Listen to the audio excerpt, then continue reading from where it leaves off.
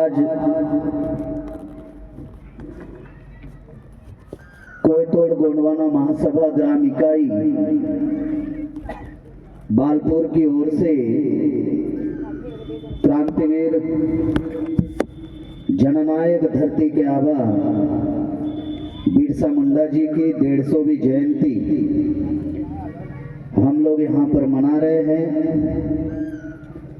मंच पर उपस्थित सभी मान्यवर सबको मैं सेवा जोहार कहता हूँ और इस कार्यक्रम में उपस्थित सभी मातृशक्ति, पितृशक्ति, युवा शक्ति आप सभी को भी मैं सेवा जोहार करता हूँ। साथियों,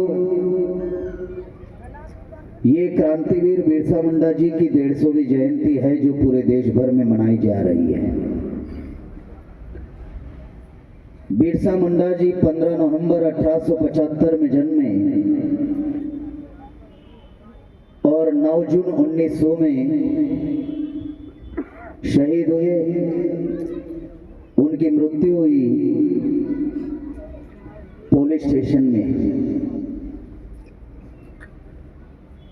और उनके जन्म को आज 150 साल पूरे हो रहे हैं।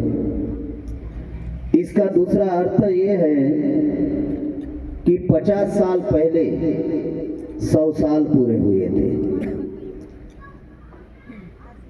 तो 50 साल पहले का अगर इतिहास देखा जाए तो मेरा भी जन्म नहीं हुआ था और ना ही मैं उनकी 100वीं जयंती मना पाया, लेकिन हम खुशनसीब है कि आज उनकी 150वीं जयंती हम लोग मना रहे हैं, क्योंकि 50 साल पहले हम लोग उतने जागरूक नहीं थे, हमें हमारे महापुरुषों के बारे में उतनी जानकारी नहीं थी।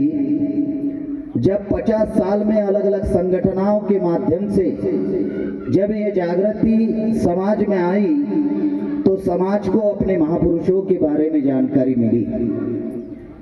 आज ये 150वीं जयंती है और 150वीं जयंती हम देश भर में मना रहे हैं, तो हम लोगों ने निर्णय लिया कि 100वीं जयंती तो हम मना नहीं पाए, लेकिन 150वीं जयंती ये शताब्दी के तौर पर हम लोग साल भर मनाएंगे। मतलब 15 नवंबर 2025 से ये जयंती समारोह शुरू हुआ और ये 14 नवंबर 2026 तक ये जयंती समारोह चलने वाला है। और हम लोगों ने राष्ट्रीय आदिवासी शेड्यूल एरिया संघर्ष समिति के द्वारा हम लोगों ने प्लान बनाया कि पूरे देश भर में कम से कम धरती के आबा जननायक क्रांतिवीर बिरसा मुंडा जी के जयंती के 1 लाख कार्यक्रम लगाए जाए। साल में 365 दिन होते हैं और मैं 1 लाख कार्यक्रमों की बात कर रहा हूं, तो शायद आप लोगों को ऐसा लग रहा होगा कि 365 दिन में 1 लाख कार्यक्रम कैसे ले सकते हैं, क्योंकि हमारे समाज को हर चीज बताना पड़ता है, समझाना पड़ता है कि हम 1 लाख नहीं 10 लाख कार्यक्रम ले सकते हैं अगर हमारे पास उस प्रकार का मैन पावर हो और उस प्रकार से अगर संगठन का नेटवर्क अगर हमारा हो, तो निश्चित रूप से हम लोग साल भर में साथियों लाखों कार्यक्रम ले सकते हैं। 2006 से मैं पूर्णकालीन प्रचारक के तौर पर कार्य करने का निर्णय लिया और 2006 से लेकर अभी तक निरंतर मैं पूर्णकालीन प्रचारक के तौर पर कार्य कर रहा हूं। मेरे पास कोई दूसरा काम धंधा नहीं है, हम सिर्फ यही कार्य करते हैं। हमने हमारे पास बीवी को संभालना, बच्चे को संभालना, परिवार को संभालना, ये ऐसी कोई जिम्मेदारी हमने हमारे पास रखी नहीं है। हमने निर्णय लिया कि हमारा जो भी जीवन है वो हम लोग समाज को जगाने में पूरी जिंदगी हम लोग समर्पित करेंगे और 2006 से निरंतर हम लोग कार्य कर रहे हैं। आज 19 साल हो गए ये कार्य में हम लोग लगे हुए हैं। पिछले बार मैं यहाँ पर आया था, एक छोटी सी मैंने मीटिंग ली। उस मीटिंग में जब लोगों ने कुछ बातें सुनी तो उनको लगा कि ये बातें समाज तक पहुंचनी चाहिए। तो तभी उन्होंने मुझे पूछा था कि आपकी कौन सी तारीख अवेलेबल है, तो ऑलरेडी मेरी 15 नवंबर और 16 नवंबर ये झारखंड के लिए मेरी तारीख बुक हो चुकी थी। तो मैंने उनको कहा कि 17 नवंबर को मैं जरूर इस कार्यक्रम में आऊंगा। साथियों, हम लोग पूरे देश भर में काम कर रहे हैं। करीबन 22 राज्यों में जो राष्ट्रीय आदिवासी एकता परिषद है, जिनके संस्थापक अध्यक्ष सोमालाल कोटेच साहब है, ये राष्ट्रीय आदिवासी एकता परिषद ये 14 जनवरी 1992 में ये राष्ट्रीय आदिवासी एकता परिषद सोमालाल कोटेच साहब, शंकरलाल कटारा जी, धुलाभाई दिंडोरो जी, मतलब राजस्थान, महाराष्ट्र, गुजरात और मध्य प्रदेश के लोगों ने ये संगठन बनाया। फिर इसी 2025 में हम लोगों ने निर्णय लेकर कि जो 10 राज्य अनुसूची 5 में है, शेड्यूल एरिया में है, जैसे आंध्र प्रदेश है, तेलंगाना है, महाराष्ट्र है, छत्तीसगढ़ है, मध्य प्रदेश है, राजस्थान है, गुजरात है, झारखंड है, ओडिशा है और उत्तर भारत का हिमाचल प्रदेश है। जो 10 राज्य अनुसूची 5 में हैं और 4 राज्य अनुसूची 6 में हैं, जिनको नॉर्थ ईस्ट इंडिया कहा जाता है, जिनमें आसाम है, त्रिपुरा है, मिजोरम है, मेघालय है। तो करीबन ये जो शेड्यूल एरिया के जो स्टेट है, तो शेड्यूल एरिया की जो समस्या है वो शेड्यूल एरिया के लोग ही जान सकते हैं। नॉन शेड्यूल एरिया के लोग जो है वो इस समस्या को समझ नहीं सकते। इसलिए हम लोगों ने निर्णय लिया और 1992 से समाज को जोड़ने का, समाज को जगाने का, समाज को संगठित करने का काम हम लोगों ने किया।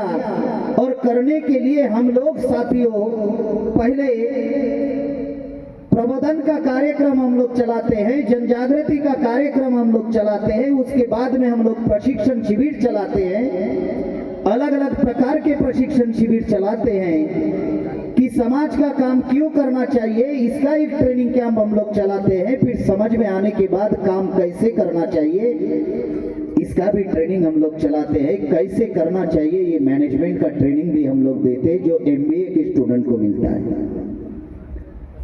संगठन चलाना, संगठन संभालना, रिजल्ट निकालना ये साधारण मामला नहीं है।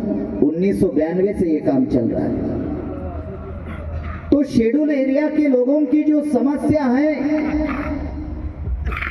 वो जो शेड्यूल एरिया में जो राज्य नहीं है, जो जिले शेड्यूल एरिया में नहीं है, वो लोगों को शेड्यूल एरिया की समस्या समझ में नहीं आएगी। ये 5th शेड्यूल का जो मीनिंग है, ये स्वायत्त शासन का मामला है, स्वशासन का मामला है।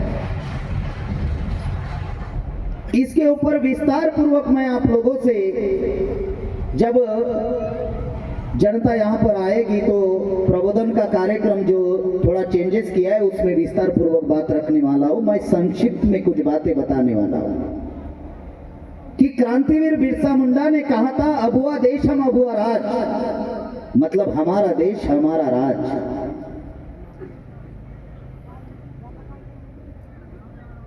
इसी आधार पर CNT और SPT एक्ट बना, छोटा नागपुर टेनेंसी एक्ट 1908 में बना और 1949 में संथाल परगना टेनेंसी एक्ट बना।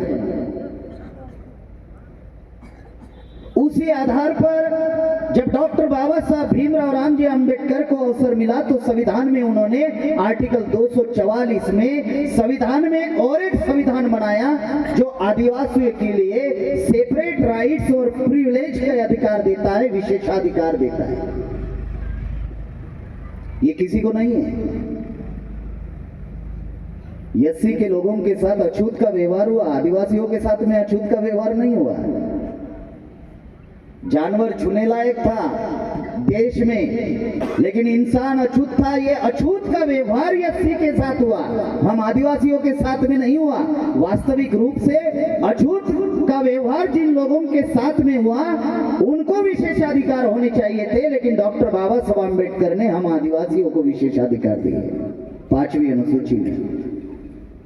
ये 5वीं अनुसूची कैसे बनी, इसके पहले CNT एक्ट कैसे बना है, SPT कैसे बना, फिर 5वीं अनुसूची कैसे बनी, उसके बाद में 1996 में पेशा एक्ट कैसे आया, हम लोगों को क्या अधिकार है, ये सारे विस्तार पूर्वक आप लोगों को हम विस्तार पूर्वक समझाएंगे कि इतने सारे मौलिक अधिकार होने के बावजूद भी आज हमारे अधिकार कैसे खत्म किए जा रहे हैं, और फिर हम लोगों को क्या करना होगा कि जो ये जो अधिकार समाप्त किए जा रहे हैं इस पर हम लोग क्या समाधान कर सकते हैं, ये विस्तार पूर्वक आपको बताएंगे। तो संक्षिप्त में मैं इतना ही कहना चाहता हूं कि साथियों, ये 150वीं जन्म शताब्दी है।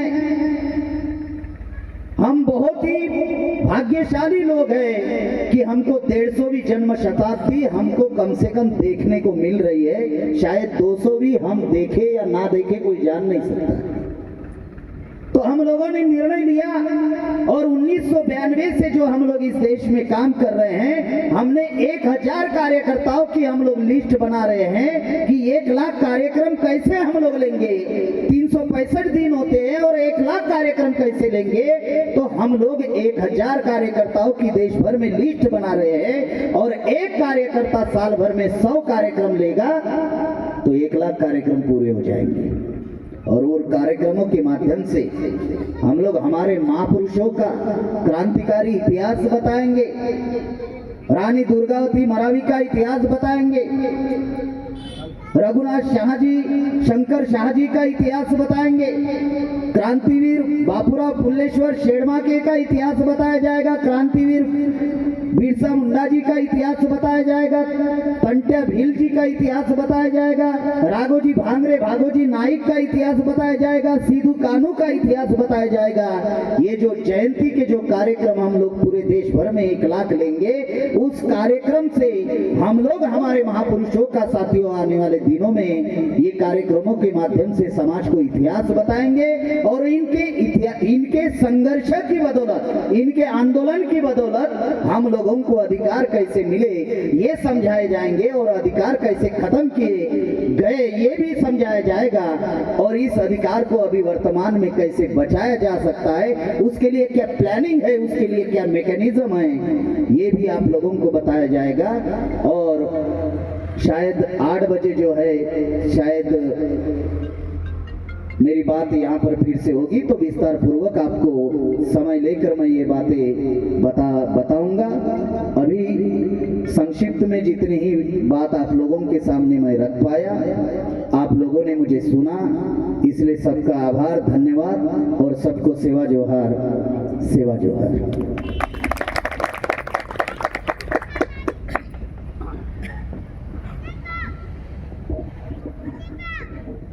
धन्यवाद। हमारे बीच में आज के कार्यक्रम के मुख्य अतिथि गेडाम जी को आपने सुना, और क्योंकि संख्या बल कम होने की वजह से वो अपनी पूरी बात रख नहीं पाए और उन्होंने कहा कि 8 बजे के बाद पुनः अपनी